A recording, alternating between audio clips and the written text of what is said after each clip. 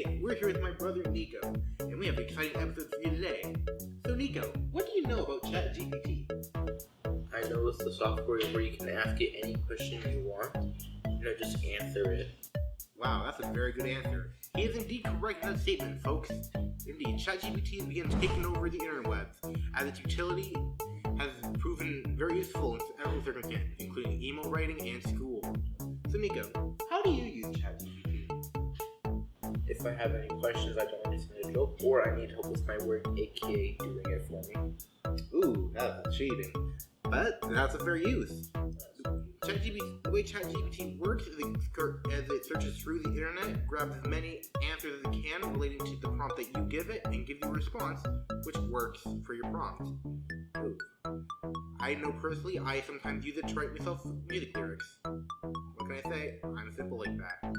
But enough about us. How about we get on to a video teaching you guys how to use ChatGPT. Hello, and welcome to my demonstration on using ChatGPT. As I briefly mentioned earlier, ChatGPT is an artificial intelligence chatbot developed by OpenAI. And while I could go into more detail about how it works and what it's for, why don't I just let ChatGPT tell you?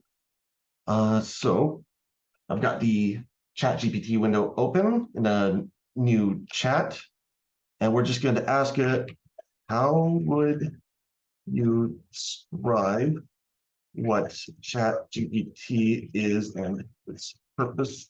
Someone who has no prior experience with AI technology. All right. So ChatGPT is an AI-powered chat box that uses advanced algorithms to simulate human-like conversations with people. It can understand and respond to natural language queries, providing helpful information, engaging in small talk, and even playing games. The purpose of ChatGPT is to provide a virtual assistant that can answer questions, provide guidance, and generally be helpful to people who interact with it.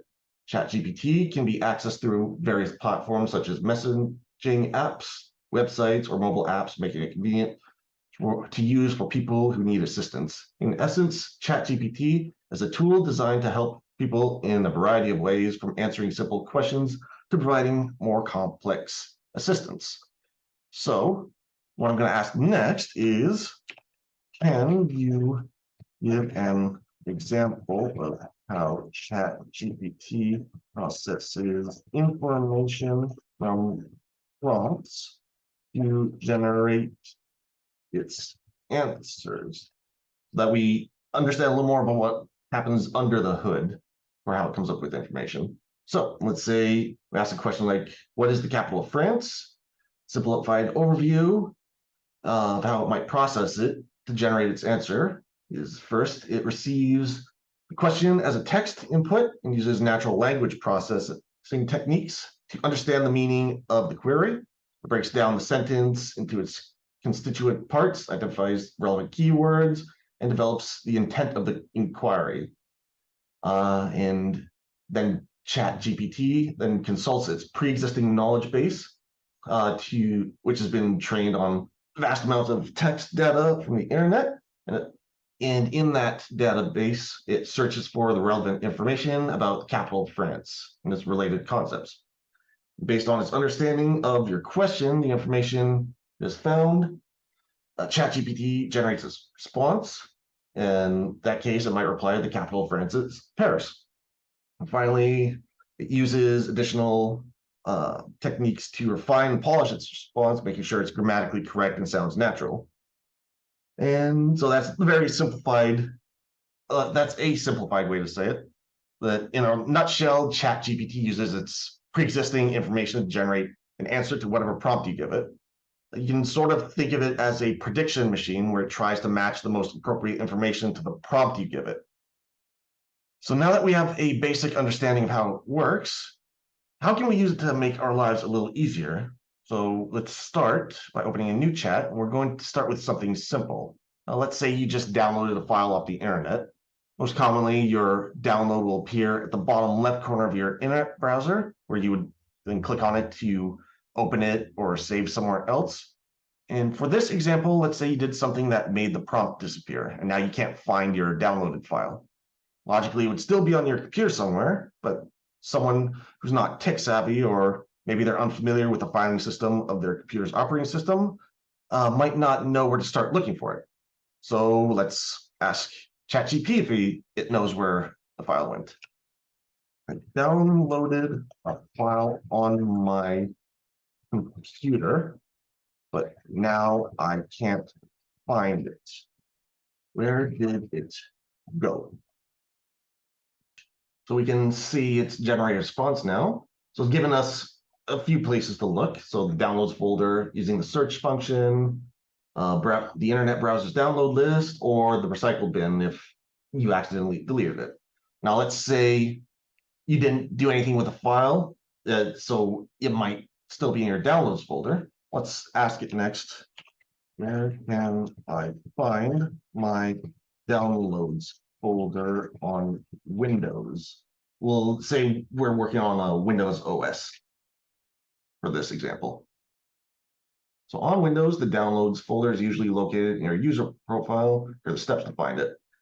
Open your File Explorer by pressing the Windows key and E on your keyboard.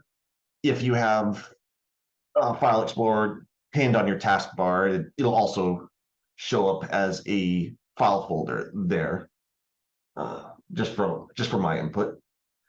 In the left panel of the File Explorer, click on this PC or my computer to show all the drives. Navigate to your user profile, which is typically located under the C drive users directory, where your username is. And inside the profile folder with your username on it, you should see a folder named downloads. And then the downloads folder will be in there. All right. So that was a simple example of how we can use ChatGPT for practical troubleshooting or just a simple task. And now let's try something a little more complex. We'll start a new chat again. I'm going on a trip for a week and won't have access to my emails. How do I set up automatic replies for my Gmail account so anyone who emails me will know when I'll be back? Okay, so we can actually see that ChatGPT stopped in mid-prompt. And sometimes this happens because maybe its connection to OpenAI servers is interrupted, but you don't have to worry when this happens because it'll remember everything in the chat thread, so that all you have to do is just tell it to continue where it left off. So let's do that now. Seems something to stop mid-prompt. Can you please continue where you left off in your last prompt? Looks like it's done generating. It's given us a nice step-by-step list of how to set up our automatic reply for Gmail. And even gave us a little example of how we could draft the message in that email. And like I said earlier, ChatGPT will remember everything in this whole chat thread from beginning to end. So if we wanted to get the same information, but for a different email domain or email type, all we have to do now is just say, how do I do it for Outlook? All right, and now we can see it's done the same thing for us for setting up the automatic replies in Outlook. So we can already see the value ChatGPT has as a sort of troubleshooting and technical support assistant, but it can still handle even more complicated tasks. Let's say you're looking for a new job and you need help crafting your resume. let's go into a new chat. So we'll ask him, I would like help drafting my resume. So, some general tips. Start with a header that includes your name, contact information, any professional websites. Write a brief summary, your experience that you offered to the employer, just your work experience, reverse chronological order. Right. Oh, and it's even giving us a example of what the resume might look like. And that's actually what the next prompt I was going to ask it after this was going to be was, can you give me a general template of what a drafted resume looks like? Which it's done already for us.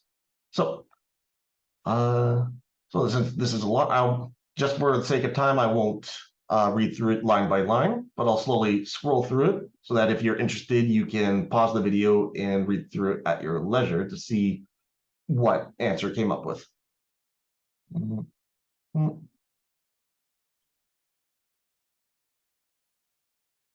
Okay.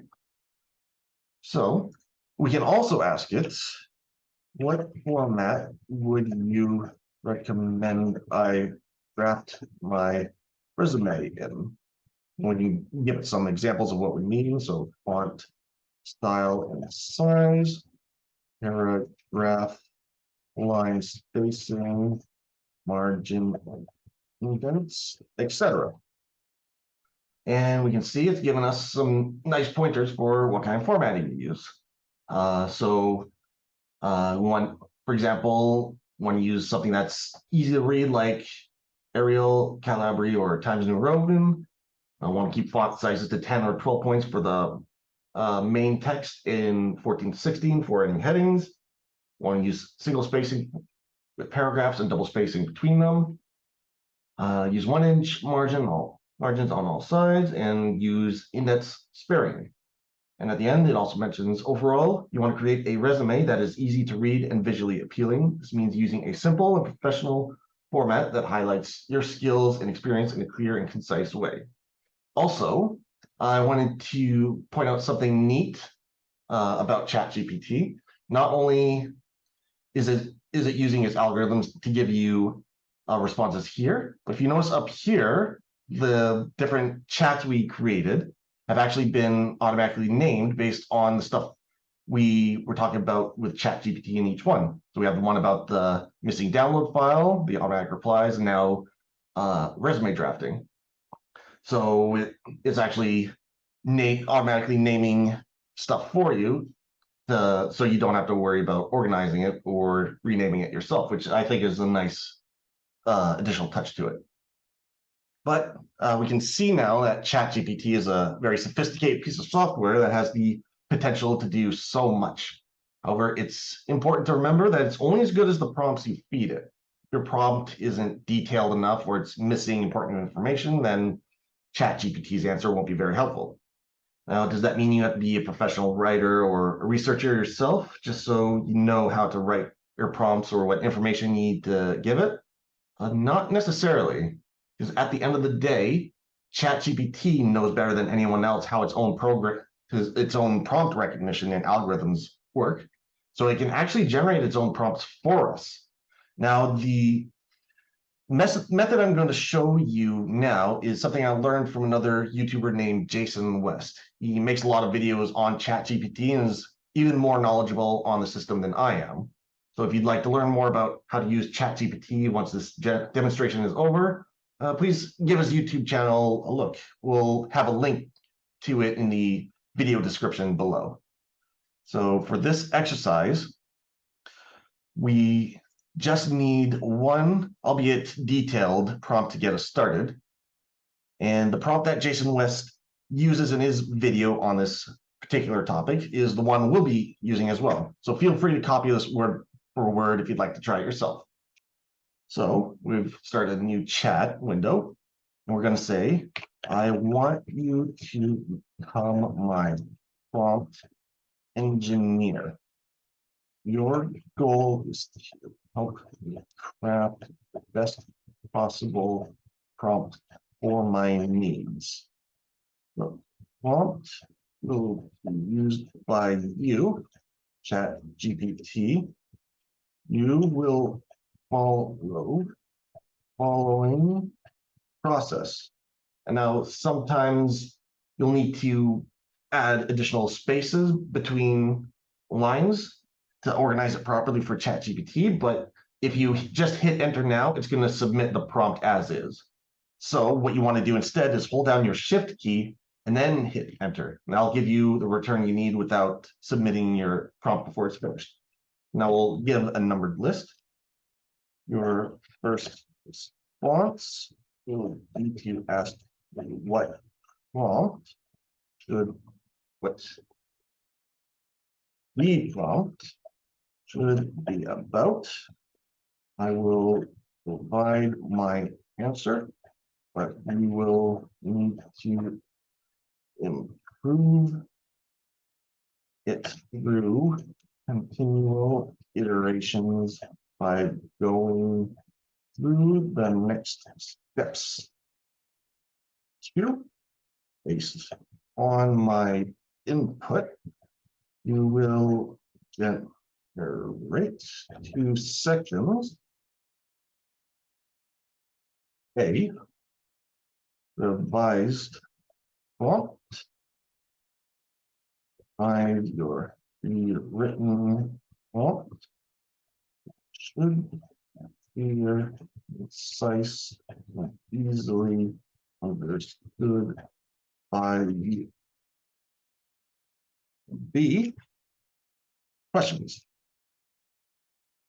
Ask only relevant questions pertaining to what additional information is needed from me to improve the prompt. And finally, 3, we will continue this iterative process with me providing additional information to you and you updating the prompt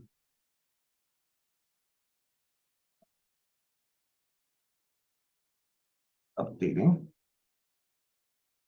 the prompt in the revised prompt section until I say we are done. And then we hit enter. Okay. So it's asking, great. I'd be happy to assist you in crafting the best possible prompt. What would you like the prompt to be about? Let's say we want to draft a cover letter for a job opening we're applying for. So prompt will be about drafting the best possible cover letter, job application. And it's already got a revised prompt for us based on that limited information, which it's using as the starting point. And now it's coming up with questions it's going to ask us to refine that prompt even further. And let's see here. So first one, what is the job title and company you're applying for? We're going to say secretary at Tech Company Limited. 2, what specific skills and experience do you possess that make you a strong candidate for this job? Let's say I work as a law clerk who dealt with clients often and had to draft several emails a day. 3, what are some unique qualities and accomplishments set you apart? Let's say I am a self-published science fiction author, and I have high writing and literacy skills because of that. And 4, What is the company's mission statement or core values, and how do they align with your own values and goals? Let's say they offer excellent service to all clients' needs. And as a law clerk, I did my best to solve our clients' matters in a timely and professional manner. And then 5, are there any specific instructions or requirements to be addressed? Let's say no for number 5. Then we hit enter, and then it's going to generate a revised prompt. Based on your responses, here's the revised prompt. You're applying for the position of secretary at Tech Company Limited. Craft a compelling cover letter that highlights your strong writing and customer service skills, as well as your experience as a law clerk. Show your passion for the role by incorporating your background as a self-published science fiction author and how it has developed your writing abilities. Demonstrate your alignment with Tech Company Limited's focus on excellent customer service by sharing examples of how you provided high quality service to clients as a law clerk. And now it's got another set of questions for us, which we're going to answer these as well. For 1, can you provide more information, such as the industry and the job duties? Let's say, it's in the software coding industry, just off the top of my head,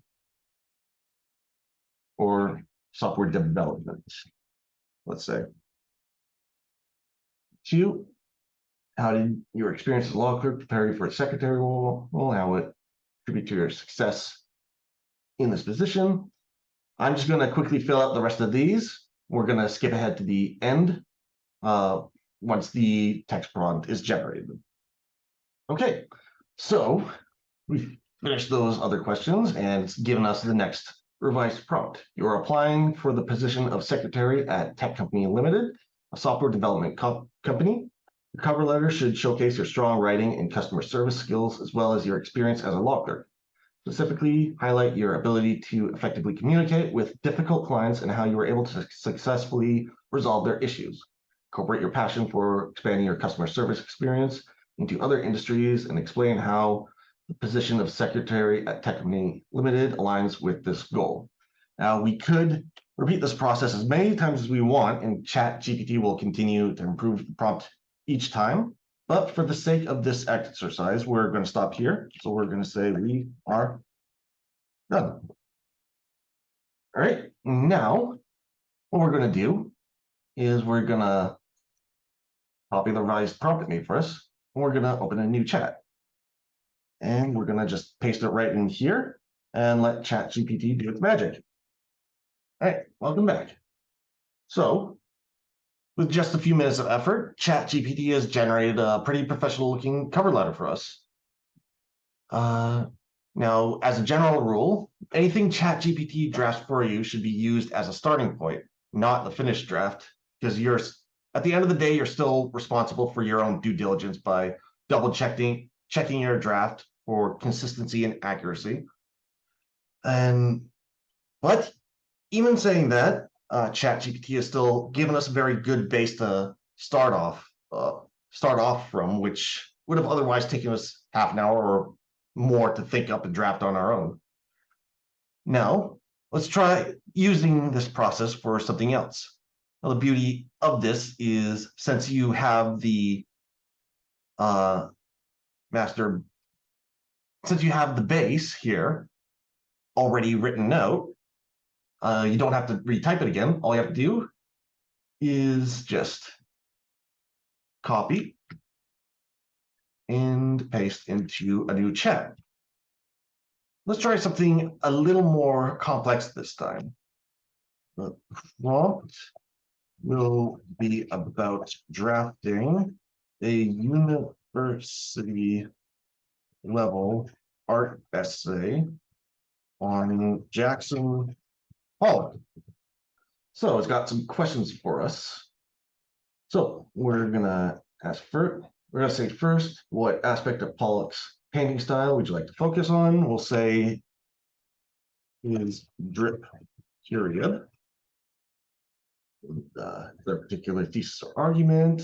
We'll just tell it general overview. And 3, are there any specific requirements?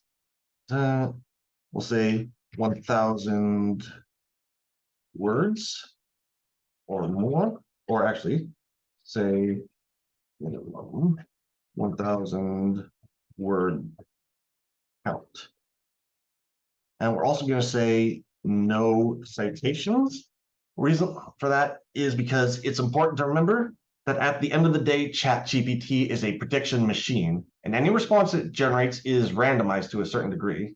So that also includes citations and sources. So if ChatGPT is including any citations to something it's writing for you, always assume it's completely made up and confirm the source yourself, or have it refrain from making citations at all and simply add them in yourself when you go over your final draft, just to stay on the safe side. And with that, we'll say enter. Okay. Advice prompt, write a 1,000-word essay on Jackson Pollock, focusing on his drip period and its impact on the art world. In your essay, provide a general overview of Pollock's life and career, with an emphasis on his unique approach to abstract expressionism. Discuss the origins and evolution of Pollock's drip period and analyze some of his most famous works from this period. Explore how his style influenced other artists of his time and the critical reception. So work both then and now. Now it's next set of questions. Can you clarify what you mean by impact on the art world? Are you looking for an analysis on its influence or discussion of how it changed? We'll say both.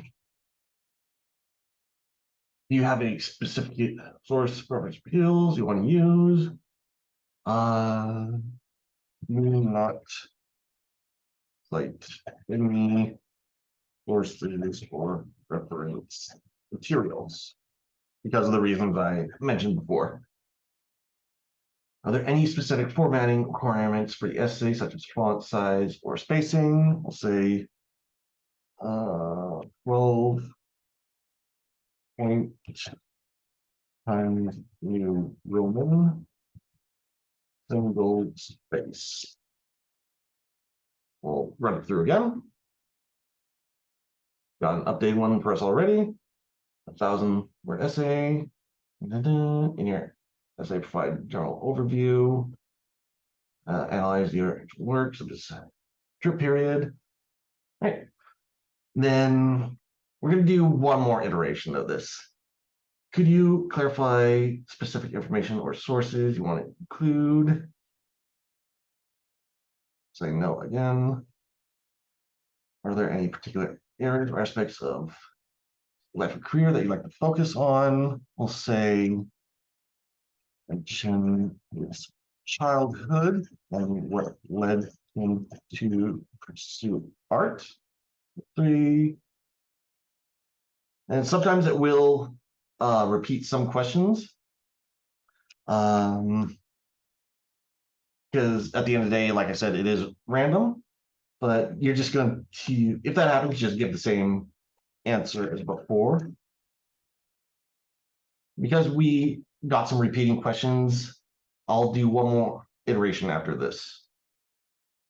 All right, so this final set of questions we're going to answer. We're going to say, goes for a specific audience for your essay. I want to say best score. And for a particular tone or style, we're going to say expository. Number 2, are there any specific words or phrases you would like to avoid using in your essay? We're just going to say, for the sake of it, avoid any kind. And do you have any personal insights or opinions that you like to incorporate? We'll just say no. I'm going to run it for this one last time. We now have our most recent revised prompt. And like I said before, we can continue this process for as many times as we want. But for the sake of this exercise, we'll end it here and just copy the one we have now. We go over to a new chat, paste it in here, hit enter. Now, even at regular generation speed, it's going to still take a while for it to generate because we are asking it to write a 1,000-word essay. So we'll do another quick skip to when it's done. Welcome back. So partway through, it got cut off again, but there's no problem. We just did that. We just told it to continue where it left off, and it just continued on. So now we have a 1,000-word art essay drafted and written in a fraction of the time it would have taken us to do so ourselves. So I won't be reading this out. I won't be reading this out loud because it's so long and I only have a limited amount of time today, but I'll slowly scroll through it again so that those of you interested in reading it can pause the video again and just do so at your own leisure.